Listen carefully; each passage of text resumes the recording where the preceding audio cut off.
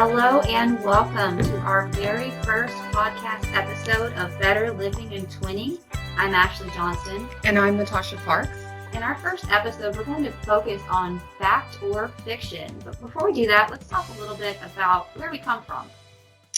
Yeah, we come from the University of Florida. That's where we work.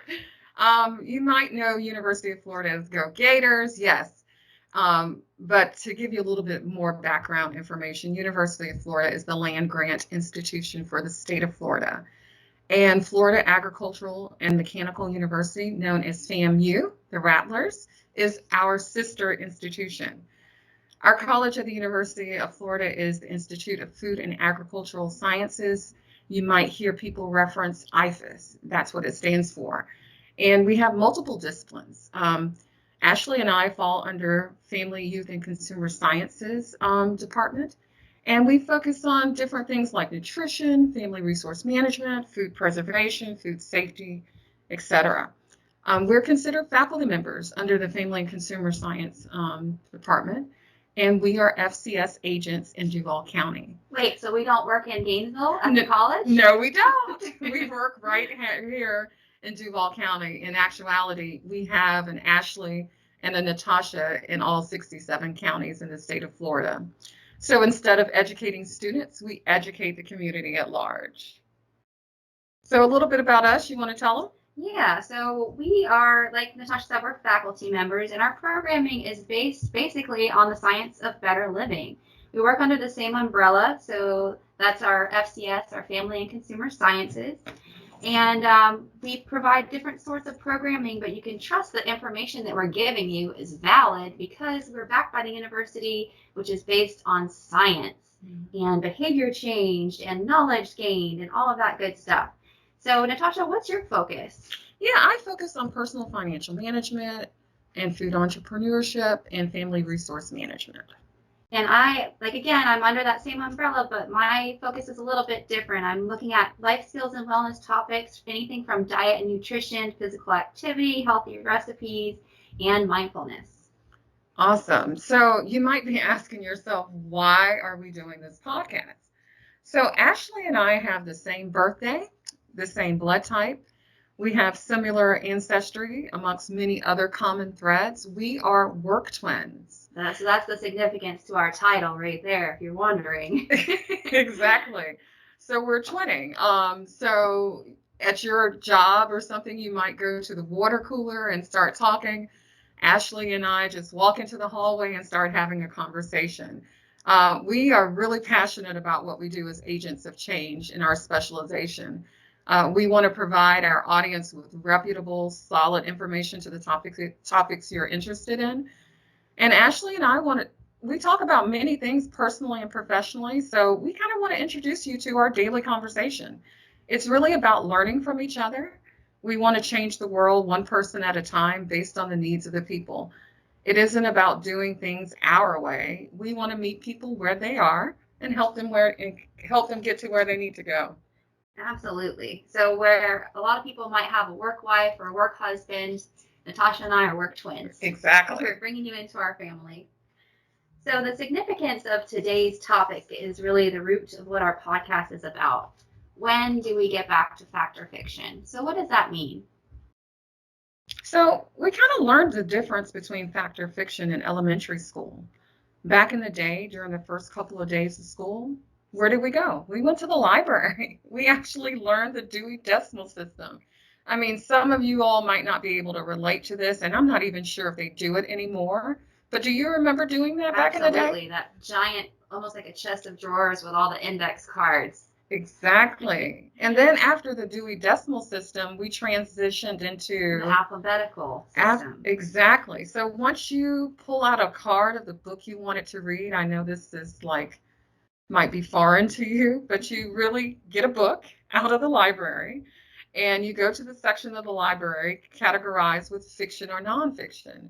In order to check out that book, you would have to know if the book was fiction or nonfiction or fiction. Absolutely. So we had to discern at a young age that difference. We want this podcast to get us back to those basics. Absolutely. We want to discern reality versus non-reality. And so, like, why are we even talking about the library right now? Why are we discussing the library? And it's because it seems like there's a huge gray area now where people really aren't able to discern fact or fiction.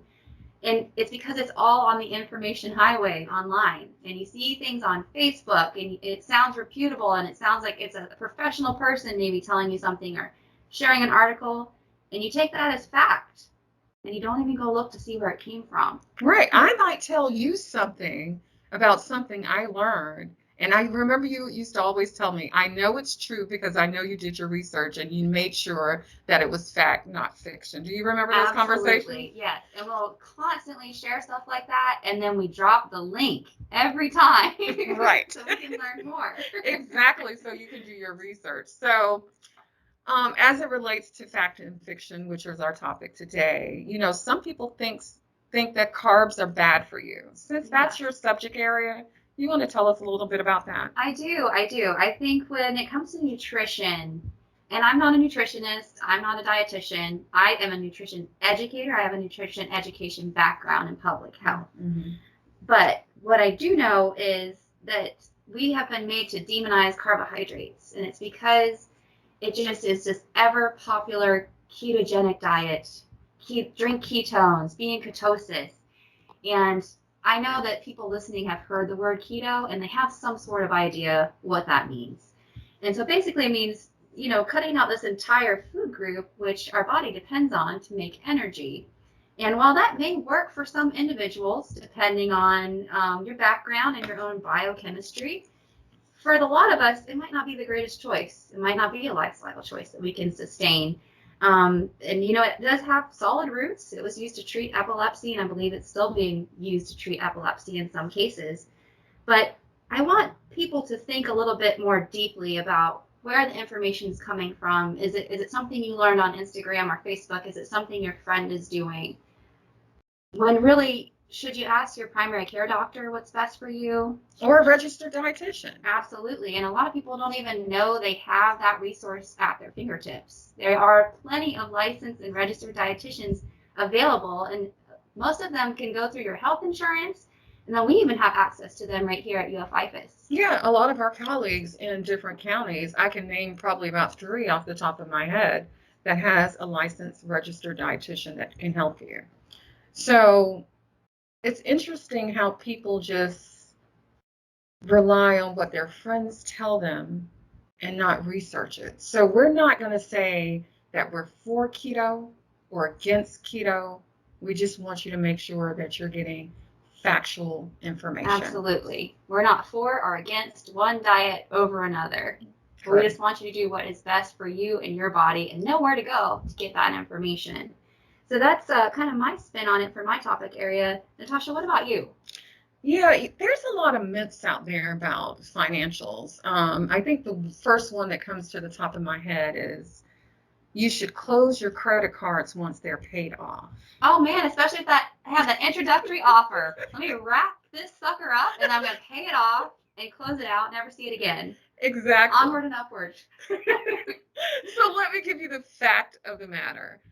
So when you think about credit cards, you might think of the FICO score. And we're not going to get down into too many details about it. But basically, the FICO score is derived by an algorithm. And I kind of want you to think of a pie chart. And in this pie chart, 15% of the score deals with the length of history. So if you close an account, your length of history ceases with that account. Therefore, your FICO score will decrease. Is it kind of like if you're a serial dater and then you get a bad reputation for not wanting to commit? I love that analogy. Yeah, so we no longer deal with you, okay? Right. So that's basically the whole thing about should you close your credit cards once they're paid off? Ashley, is that fact or fiction? I think that's going to be fiction. All right. And now we know. Now we know. So as a recap, we shared with you the need to get back to fact or fiction, and we shared an example based on our specialization. Ashley is more of the health and wellness, and I'm more of the personal financial management, as well as family resource management. So we want to end this show by thanking you for joining Better Living and Twinning, Episode 1. We hope you learned something new. We would love to hear your thoughts and topics of interest. So you can contact us via email at betterlivingtwinning and twinning at gmail.com. Episode 2 will be on holistic healthy behaviors. So as you go out through this day, I want you to think about, is it fact or fiction? Absolutely. All right, we're signing off. Hope to see you on the next episode. Thank you all.